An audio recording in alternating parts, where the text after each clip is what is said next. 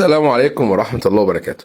معلومة كده على السريع بالنسبة لظاهرة موجودة ما بين القارات، وهي الممر المائي اللي هو المضيق. خلي بالك فكرة المضيق ان هو ممر، الممر ده مليان مية، فالممر يصل بين مسطحين ويفصل بين يابسين.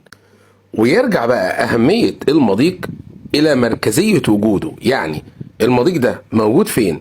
يعني مثلا انت عندك مضيق باب المندب، ده موجود ما بين قارة آسيا وقارة إفريقيا. أو مضيق اسمه جبل طارق، أوروبا وإفريقيا. وعندك مثلا قناة صناعية زي قناة السويس اللي بتربط البحر الأحمر بالبحر المتوسط. المضايق دي بيسميها مضايق مركزية، يعني موجودة في مناطق مهمة في العالم.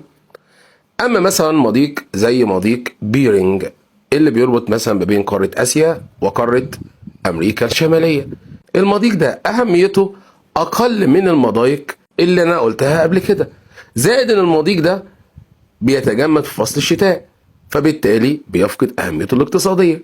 فمعنى كلامي ان في مضايق مهمة وفي مضايق اقل اهمية.